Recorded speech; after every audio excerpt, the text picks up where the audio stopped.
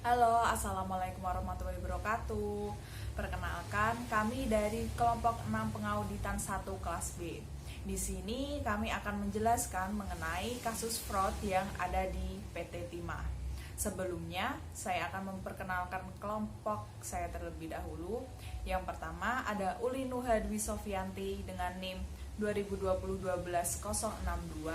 Yang kedua ada saya sendiri, Novi Dwi Astuti dengan NIM 2020-12-064. Yang ketiga ada Imelda Febianti Yulistiana dengan NIM 2020-12-085. Dan yang keempat ada Amelia Hoirunisia dengan NIM 2020-12-093. Dan yang terakhir ada Lailatul Fitri dengan NIM 2020-12-095. Selanjutnya, saya akan membahas mengenai profil dari PT Timah. PT Timah ini merupakan perusahaan perseroan yang didirikan pada tanggal 2 Agustus 1976. PT Timah ini merupakan badan usaha milik negara yang bergerak di bidang pertambangan timah dan telah terdaftar di Bursa Efek Indonesia sejak tahun 1995. PT Timah merupakan produsen dan eksportir logam timah dan memiliki segmen usaha penambangan timah yang terintegrasi mulai dari kegiatan eksplorasi, penambangan, pengolahan, hingga pemasaran. Ruang lingkup kegiatan perusahaan meliputi bidang pertambangan, perindustrian, perdagangan, pengangkutan, dan jasa. Kegiatan utama perusahaan yaitu sebagai perusahaan induk yang melakukan kegiatan operasi penambangan timah dan melakukan jasa pemasaran kepada kelompok usaha mereka.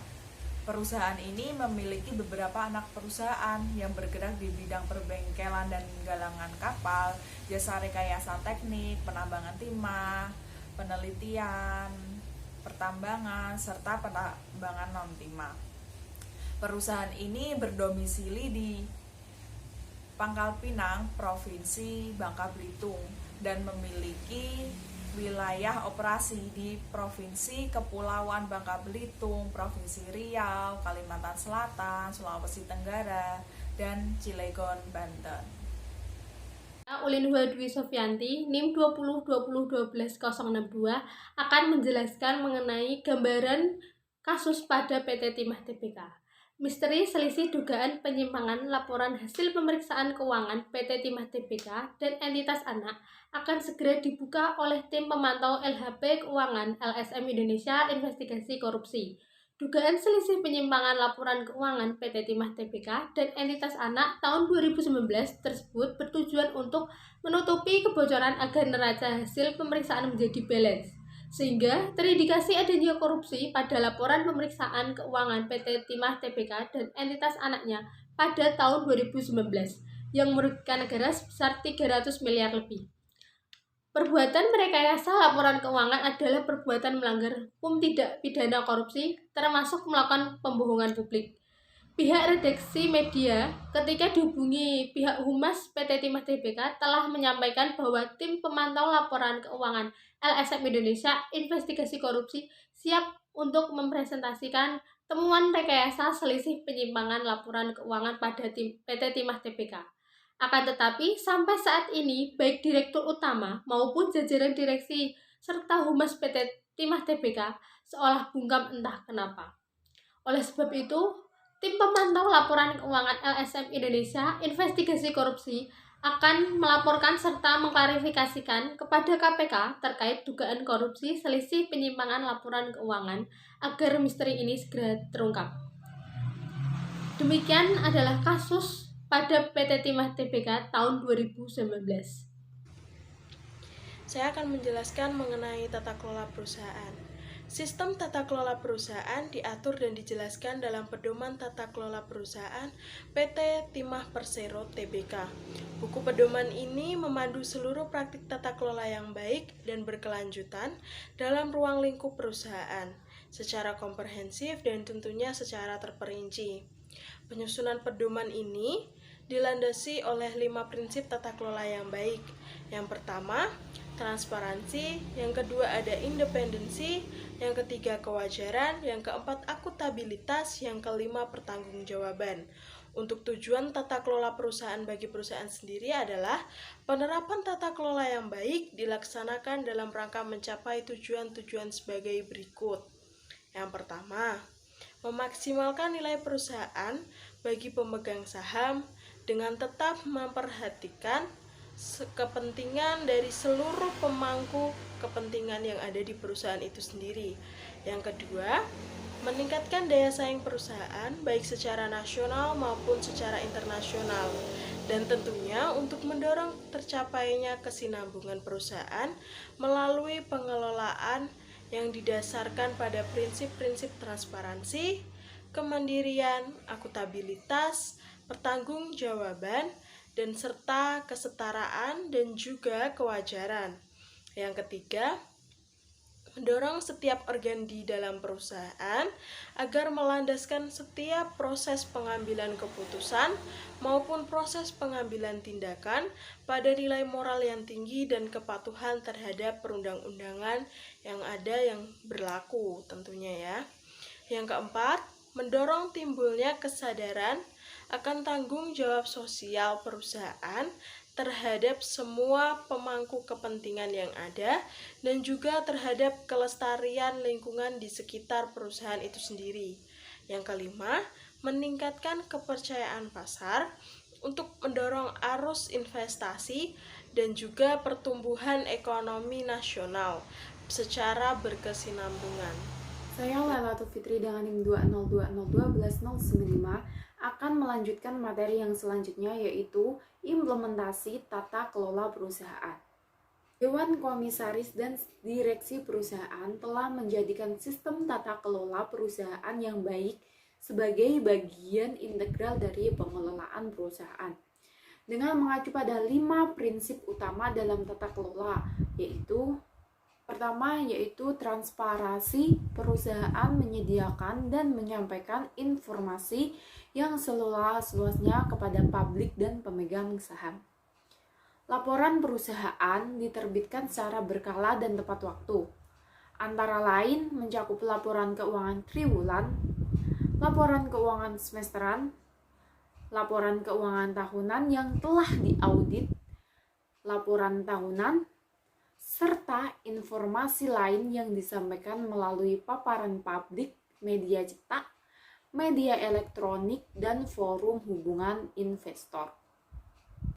Yang kedua yaitu independensi. Dewan Komisaris dan Direksi Perusahaan memiliki pendapat yang independen dalam setiap pengambilan keputusan.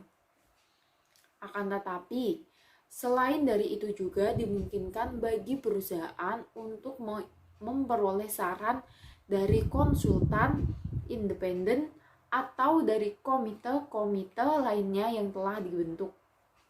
Yang ketiga yaitu kewajaran perusahaan menerapkan prinsip perlakuan secara baik kepada publik, otoritas pasar modal, komunitas pasar modal maupun pemangku kepentingan lainnya. Hubungan baik dengan karyawan dipelihara dengan memperhatikan hak dan kewajiban karyawan secara adil dan wajar. Lingkungan kerja di perusahaan juga menjunjung penilaian secara objektif, sehingga evaluasi kinerja dapat berlangsung wajar dan imparsial. Yang keempat yaitu akuntabilitas. Perusahaan berusaha semaksimal mungkin untuk menjalankan sistem pengelolaan perusahaan yang mendukung kejelasan dan pemisahan fungsi-fungsi, pelaksanaan, maupun pertanggungjawaban unit-unit kerja perusahaan. Langkah-langkah yang dilakukan untuk menegakkan prinsip akuntabilitas perusahaan antara lain pelaporan direksi kepada Dewan Komisaris mengenai rencana anggaran tahunan dan evaluasi bersama atas kinerja keuangan perusahaan. Penyampaian laporan keuangan pada RUPS tahunan, pembentukan komite audit internal serta penunjukan auditor eksternal. Kelima yaitu pertanggungjawaban perusahaan senantiasa mengutamakan kepatuhan terhadap perundang-undangan yang berlaku dan prinsip korporasi yang sehat. Sebagai perusahaan yang bergerak di bidang pertambangan, perusahaan senantiasa berpegang pada tata kelola pertambangan yang baik dan menjamin kepatuhan terhadap peraturan yang berlaku. Perusahaan sebagai warga korporat yang bertanggung jawab juga peduli terhadap lingkungan dan melaksanakan kewajiban sosialnya secara wajar. Selanjutnya mengenai analisis kasus pada perusahaan Timah Tbk. Diduga selisih penyimpangan laporan keuangan PT Timah Tbk dan entitas anak cabang tahun 2019 bertujuan untuk menutupi kebocoran agar neraca hasil pemeriksaan menjadi balance sehingga terindikasi adanya korupsi pada laporan hasil pemeriksaan keuangan PT Timah Tbk yang sangat merugikan negara sebesar 300 miliar lebih. Pihak redaksi media Mapikor ketika dihubungi pihak Humas PT Timah Tbk telah menyampaikan bahwa tim pemantau laporan keuangan LSM Indonesia Investigasi Korupsi siap untuk mempresentasikan temuan rekayasa selisih penyimpangan laporan keuangan PT Timah Tbk. Akan tetapi sampai saat ini baik Direktur Utama maupun Direksi serta Humas PT Timah Tbk seolah bungkam. Rekayasa laporan keuangan yang dimaksud untuk menutupi kebocoran dengan cara yang pertama, menaikkan nilai buku piutang usaha dan piutang lain-lain dengan melakukan pemulihan provisi penurunan nilai piutang usaha. Yang kedua, menurunkan nilai persediaan yaitu dengan cara melakukan penambahan cadangan provisi penurunan nilai yang bersifat transaksi tunggal. Yang ketiga, menurunkan nilai buku aset properti pertambangan dengan cara menaikkan nilai akumulasi penyusutan dan selisih tersebut tidak tertulis pada laporan laba rugi maupun catatan laporan keuangan.